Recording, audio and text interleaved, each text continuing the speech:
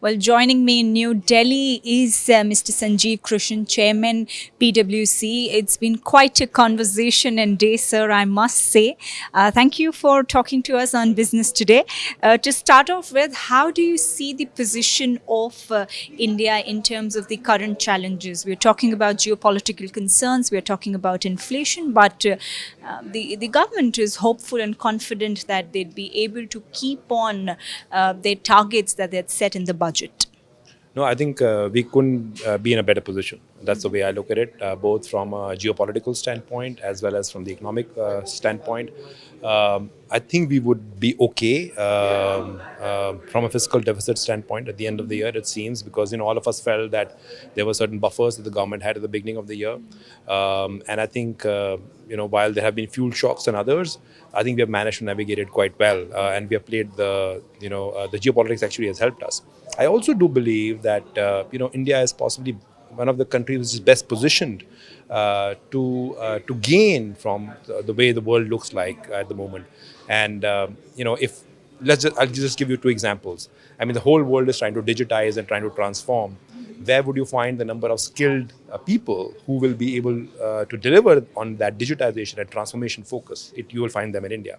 And second one is really, if you look at the whole thrust the government has made, even on manufacturing, whether it is through the PLI on import substitution, export development, and I would say really consistency in law and politics, etc., which is very, very critical from a governance standpoint. I think you find that in India, not in many other parts of the world. So even on that, if we can get our act together, I think we're in a good position. The services covered, manufacturing covered, I think we would be in a good position. You did mention about the fuel shock, and I must say that it is because of the global crude oil prices, government had to take a lot of course, measures for the consumers. First, they went for an excise cut, but later, because of the extra gains that companies were making, they had to come with the windfall gain taxes.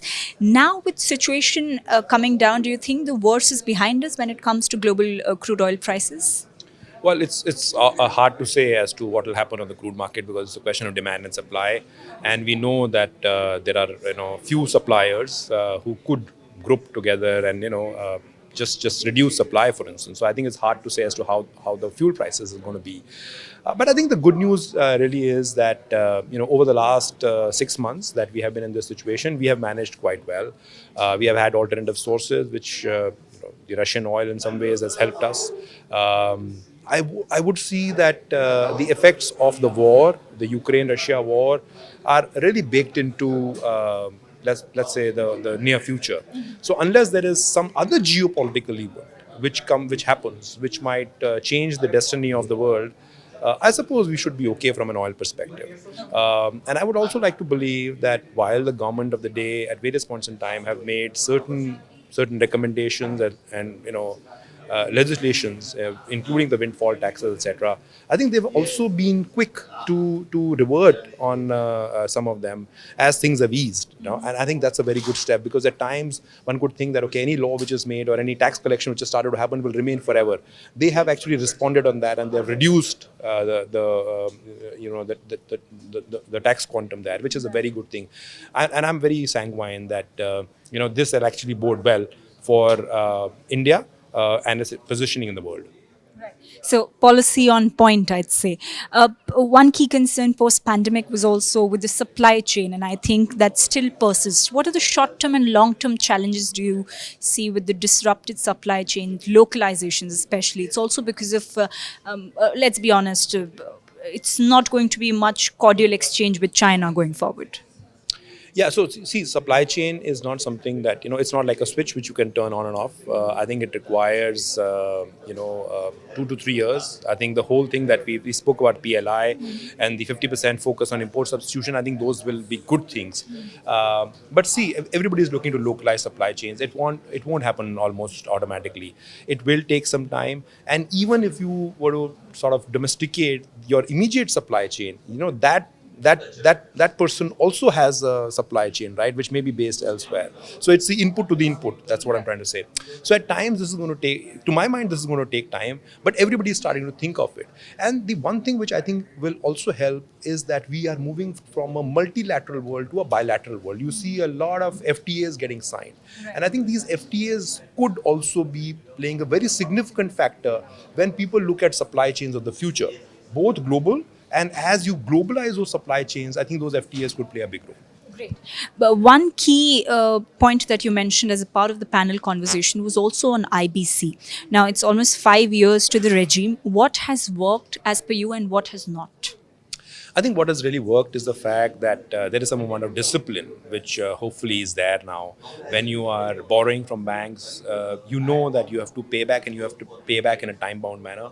Else, there will be some action. I mean, you could of course go through the insolvency process, but if not, there is going to be some amount of other censures, etc., which are bound to happen. And I think, as we used to call it, the fear of insolvency code hopefully will get many of us more honest. I think that's the first thing. I think on the law itself, I think it's evolved quite a bit. I think it's ebbed and flowed a little bit. The fact that we actually got the toughest cases, or at least few of the toughest cases, the top 12 as we used to call them, go through the insolvency process, and the law itself was evolving, I think is remarkable. I think the IBBI and the Insolvency Board and everybody else kept making amendments to sort of respond to the challenges that they saw were coming. But yeah, I mean, it seems to be just plateauing a little bit. It could simply be that now that the bigger cases or the more visible cases are done, there has been a bit of a slowdown, so to speak. But I do believe that the insolvency code still has its place. See, in many countries, insolvency codes takes about 10 years to really, to blossom. And we are, let's say, effectively in our 6th year at the moment. So I think with a little bit more time, I think we will get an insolvency code which will mature. And hopefully this discussion that we are having about the law plateauing, etc., will go away. But I'm pretty... I would say that as somebody who's practiced it over a period of time, I'm very, very happy with the impact that it has made in terms of borrowing practices of India Inc. Right. I think also with certain amendments come in, and also government looking at cross-border solvency, it's going to add on. One last question before I let you go: how would you justify India Inc.'s appetite for deals, M&As? Well, I think the good news there is that there is significant amount of consolidation activity that we are continuing to see.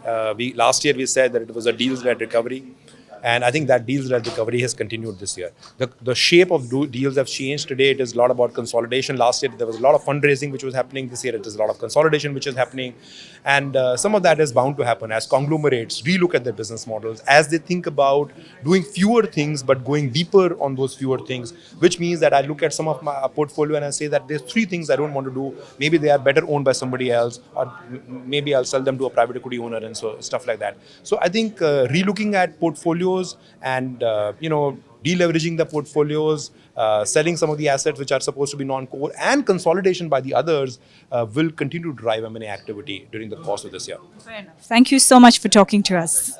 Thank you. Thank you. If you like the video, do like, comment, share and subscribe.